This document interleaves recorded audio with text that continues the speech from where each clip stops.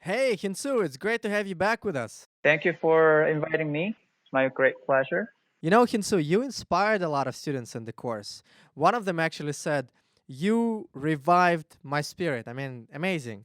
Now, I wonder, when you started Eon, did you know that you were going to have the kind of impact that you're having now? Really, no, no. I when I started it, I started it as a part of the class project, from the new enterprises, and I was not expecting this to be my full-time job. And yeah, it just happened like that.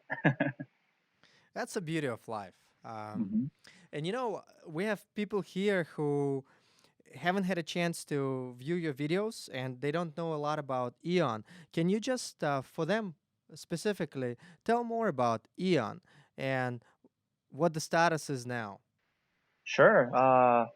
So at E1, what we do is we recreate products with inclusive designs. So our debut product is a wristwatch called the Bradley Timepiece, which allows you to check time by either looking at it or by touching it. So if you happen to be blind, you can still check time uh, without having to use the sound machine or a Siri or the talking watch. And we started it after having realized that all the watches and clocks out there, you have to be able to see. Maybe that's why we call them watch. And it is 21st century, and still checking time can be a big challenge for those who cannot see. So we wanted to change that. We want to change how people think when it comes to designing products and services to include more people um, or usually minorities with disabilities, so that they're more welcome and they're included in the design process. Great. Thanks, Hinsu. Well, when we profiled you and Ian in the course, the focus was on end user profile. And hmm you shared with us that your end user was someone who was visually impaired for a long time, and so they have very good tactile ability, someone who is fashion conscious, young, and likely male. Question to you: has this changed, particularly in light of the fact that a lot of people who are not visually impaired also use Eon? People like me. I love your watch. Oh, thank you. Yes. So in the beginning, we were focusing very heavily on the blind people, who are looking for a wristwatch, basically, that they can use uh, during the class, during the meetings, during the meeting with other people Without any without interruption, interruptions. right? One of the common Yeah. wristwatch they use is a talking watch. You press a button, speaks up the time. I thought that was a pretty cool device, but obviously they cannot use it when there are people around. Everyone knows that you're checking time, and it's very audibly disruptive. And besides, you're telling everybody that you're visually Yes, impaired. it draws attention to your disabilities, and so our actually original concept was to make a specially designed watch for the blind with the braille dots, with physical braille dots that change combination every minute. So people who are blind, they will touch those braille dots to check time. We spent quite a bit of time and effort into making and money, our own money, into developing the prototype. When we tested it with blind user groups, we failed miserably. And first, uh, the first question they had was, the percentage of the blind people who can read Braille. So we just assumed that most of the blind individuals can read Braille, but turned out that only 10% to 20% of the blind people can read Braille. That was very surprising. And second, most of the questions they asked was about the design and how fashionable it is, the materials, even the colors, which again we never expected to come from people who are blind. We just assume that they don't really care about the looks and the styles. But we were totally wrong, and I was very embarrassed to find out that I was uh, designing it on my head only without just talking to them. And uh, why would they not care about how they look, right? And then we quickly realized that they just want to use the same cool products as that any other people use. Uh, Yeah, mhm. Kinsu, I wonder here, help us understand a visually impaired person. Why does a visually impaired person that you serve care about color, care about fashion? The answer was very straightforward. Very straightforward. They just wanted to. They had the same desire to look good. Period. That's it. And most of the products and services that are designed for the blind, they totally ignore that because we just assume that, again, the people who are blind would not care about, the fashion and the design, which were totally wrong. It's very obvious. You can find it very easily. It takes just a couple of conversations to find that out, but it's because when it was one of the biggest mistakes that we made in the beginning because we designed it. We were creating something that we think they need instead of creating something that they actually need or want. How much time did you need to invest before you came to this discovery? And I would say this was a fundamental discovery for you. It changed the course of Eon, right? Yes, definitely. So we spent around a good 5 6 months. Wait, is it 6 months before you came to this discovery? Six Yes, months. yes. And at the first time, our team name, the project name was Project Dots. Dots, indicating the Braille dots. Huh. And we were targeting only the blind communities. And after we learned that that's not what they want, we changed our name to Eone. Eone is short for everyone. So from that time we started inviting people with all different backgrounds, with different abilities, disabilities, people who are blind, architects, graphic designers, industrial designers, so that our design really appeals to literally everyone, no matter uh, if you can see or not. Do you wish you had not built the original designs that were Braille based and rather focused on learning as much as you could? No, I'm glad. I'm very glad that we went through that.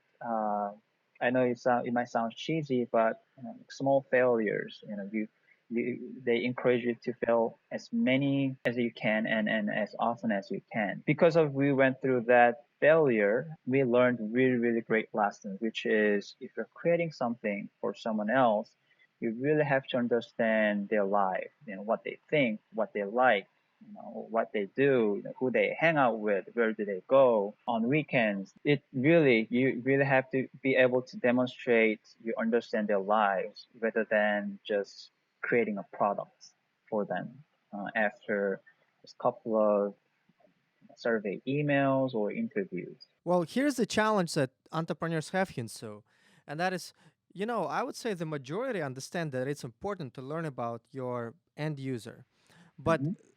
we all have this tremendous pressure to act fast, show quick results. But primary customer research takes time, and often you don't have results quickly. So, how do you balance this strange, disquieting dichotomy between needing to do things fast and needing to take time? It's a very good question. There's clearly a trade-off. The more time you spend on interviewing your end users, your potential uh, customers, the more time it takes, the more money, and it can delay your time. But still, it ends up shortening your time dramatically. We spent 5 6 months, and we had to after that we had to start from the scratch. And also, one another lesson that we learned is that listening to them and talking to them is very important, very important. But also, sometimes customers they don't know what they want, because if you're creating something new, and obviously they are not used to seeing or using the products or service that you're trying to create. So their feedback might not be so positive. Um, and so you kind of have to follow your thoughts too and your belief. So you need to have a good balance.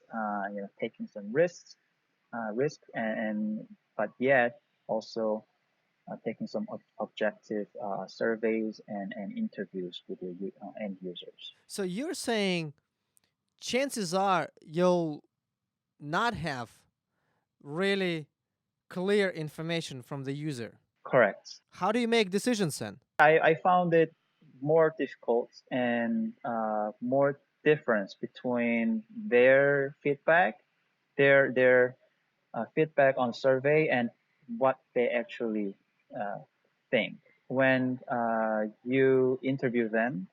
If they are not paying customers, I made a huge difference. If they are not paying customers, then more likely they give you more positive feedback. Some such things like, oh, this is really cool design. I'll totally buy it. If it's in the market, let me know. I'll totally purchase it. Things like that. Or I'll recommend this to my friend. Um, they they can very easily give you positive feedback because they have not paid any money to purchase it. So most of the survey feedbacks that we received before we launched our product, it was mostly positive. But after we actually launched the product, our feedback from paying customers, there were a lot more negative feedbacks, and they were really harsh and very objective because they paid over $200 on buying our products. So my recommendation is, the minimum viable products, is very important, and you just launch it, uh, do a small launch, like beta version if possible, and make people pay, even if it's not full price, and then get their feedback and then modify it and just repeat that procedure rather than just waiting until you think you have a perfect product. Yeah. Well, as far as feedback from your customers is concerned, and Mhm. people in general, one of the reasons I have affinity to you, to Eon, to the watch Bradley is that every time I wear the Bradley, be it at an airport, in the metro station, walking on the street, somebody tells me, "Hey, I love your watch." And every single day that I wore the Bradley, people told me that. But I heard some contrasting feedback. Some people say, "Wow, for $300, this watch is really inexpensive. I would bet that this watch costs a couple of $1,000." But Mhm. then I heard others saying, wait a second. People who are visually impaired, chances are, they may not have so much money. So for them, it's Mhm. Mhm. expensive. What is your thinking here? Yeah, so that's the challenge we get every day, and that's what we care about, what we think about. Is the reality is the unemployment rate of people who are blind is higher than 70%, and their the purchasing power is definitely lower. And but still, there are a lot more positive feedback than negative feedback on the pricing from the blind community. They're just very thrilled and excited that there's a luxury item, fashion product for them. They're the same. If they want something they really want to buy, they will make them look good. They will save their money to buy it. We say, "Wow, it's $300." People who are blind, they would not. Why would they spend $300 to buy this watch, right? But they're they have the same desire, and they want to have an option. So whenever someone tells us that the price needs to be lower, our answer is no. We care more at the quality and the design and the style of our products, and so that it doesn't become just another cheap products for the blind. We don't want to reinforce the stereotype that anything the blind people use it is cheap, it's poor quality, and doesn't look good. You are a very interesting company in the sense that you really operate across industries. On the one hand, you are in the business of watches or timepieces, as you Hmm. correctly say. Then you're in the business of fashion. Yes. Your timepiece is fashionable. You're in the business of retail because you sell it. Uh, Hmm. Online retail, brick and mortar retail, because the Bradleys are now available at brick and mortar locations around the world. Hmm. Let me ask you this. I know our students wonder about this. What is changing about these industries? What are the dynamics that create both threats and opportunity for an upstart like Eon Timepieces? Most of our sales are through the online world. Around, I would say, 90% of our retail partners, they are online retailers. We have some offline retailers, are really great retailers, such as SF MoMA and VC museum shops, places like that. It's definitely an opportunity for small brands with very good storytelling components. Because the words of mouth, it can be very powerful and efficient nowadays with all the social media channels. One good example is one of our retail partners. They're in England.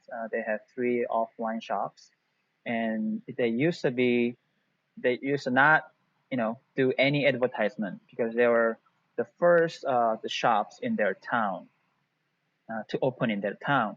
So and people were not traveling as much, and the online shopping was not really happening at the time. So they were just sitting there and just like, making money. People because they were pretty much the only shop in that town, and it was one of the first one takes all and winner takes it all kind of environment. But now people come to their shop and they check out their all the watches they have and they uh, purchase it online. So what they are doing is, so in the past around 5 years, they had really, really hard time. And now they just opened online a store and they are now doing really, really well again.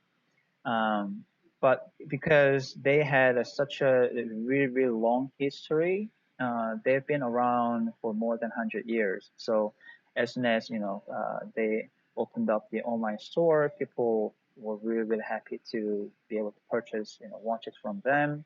And they did a really good job caring about the storytelling of the brand they carry. So this is a very good example. If you are just focusing on selling just watches, or not even watches, any products, then you're gonna fail because there are so many other even like small brands they can do very well in spreading the word out there. If if you think of any really hot brands nowadays, Warby Parker, Tom's, or Harry's, their focus is mostly on the online advertisements and online sales. And a lot of the cool new brands, they're even skipping the middle, the wholesale distributors. So they can lower their price a lot by almost half, but still they get greater margin. Is the Apple Watch a threat to you? Is the Fitbit a threat to you? I have a very strong opinion about it. People worry about even our potential investors, they ask me that question over and over again. I think they will only help uh, our business because still the trend is uh, smartwatches. People see them as a gadget, a kind of cool gadget, while the people see the traditional, the analog watches as a fashion accessory. And we did a survey. Around 92% of our customers they purchased our Bradley as a fashion accessories. The watch business is not dying; it's still growing because there are not many fashion accessories men can have. The watch and watch is pretty much the only accessory men can wear.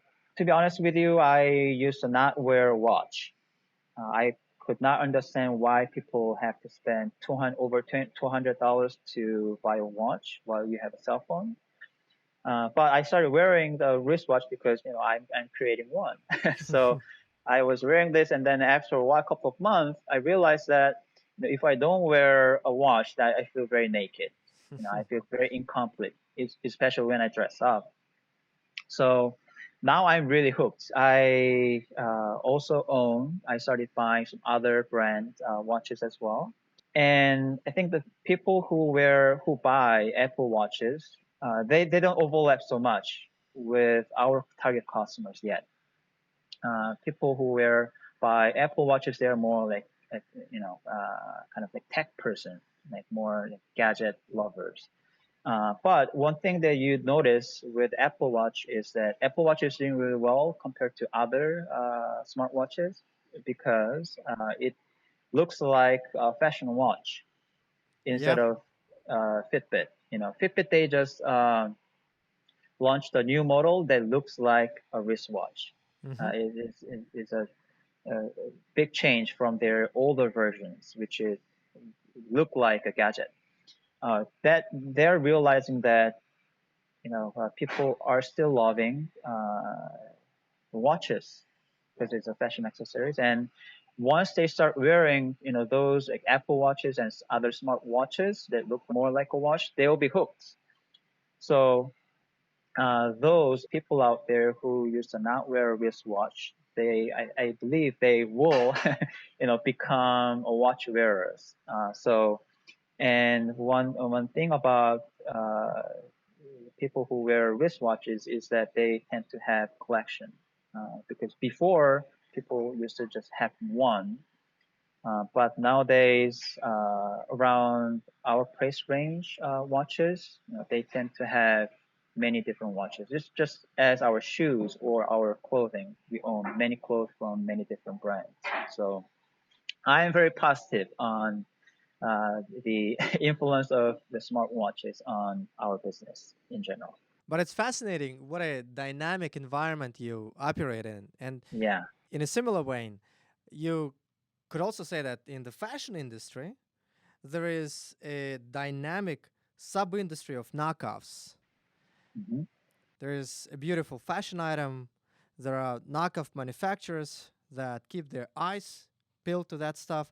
And boom, next thing you know, you launch a beautiful product, and your product was recognized by many design awards. But Hmm. very soon, there is a knockoff at a smaller price. Uh, are you worried about that? No, I'm not really worried about that. We are very confident with our branding and storytelling.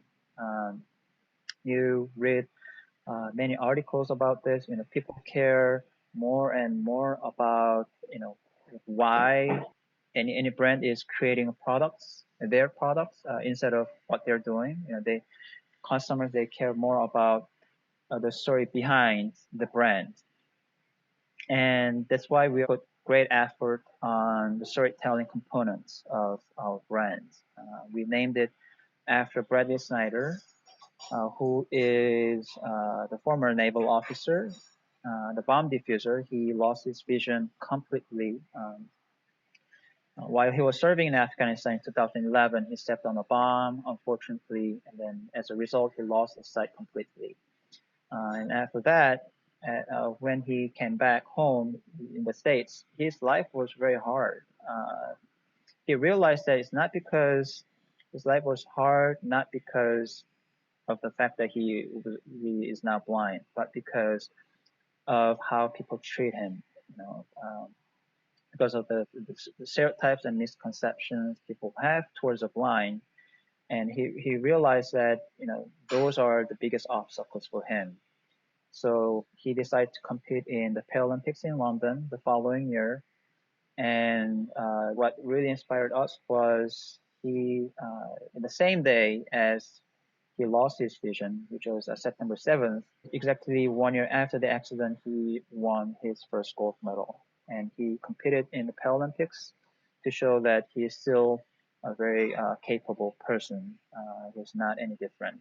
So our video, our brochures, our packaging, everything, we present history first before they get to see or experience our timepiece. A lot of our students recognize that inspirational storytelling is a big part of Eone Timepieces and your brand. Mhm. I wear the Bradley. I'm curious, and I'm sure many of our students would be curious as well. Why don't you put your logo or the name Bradley on the top of the timepiece? It is more of the design decision. We want to go with very the minimal concept design, and it's true we can put our logo uh, in the front or the upper side of the watch so that it's more visible. But we are confident that if our product is interesting enough, people will find out our name, our brand, and story behind our product. This is really cool, and I mean, you're right. You're right. Like I told you, every single time, every single day, without fail, that I wear the Bradley, people comment on it, and I know it's not that easy for you. You have a lot of battles to fight. That much is clear, but you had that nailed. Yeah, thank you.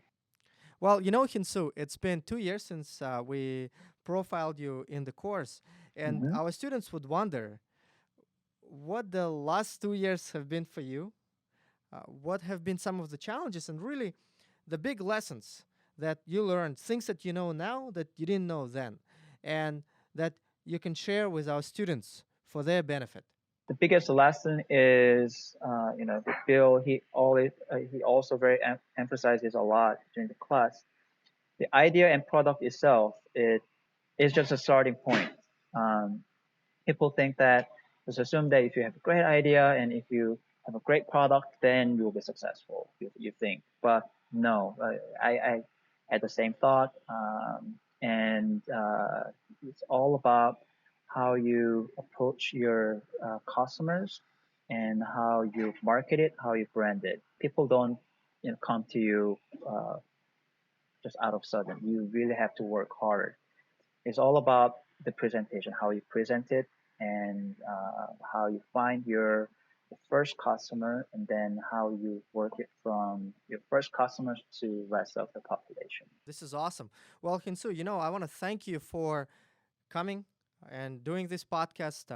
Really, really appreciate it. And I hope you will come back again. We can discuss many more topics on which you can shed light, topics such as product development, products such as financing, products such as building your entrepreneurial organization.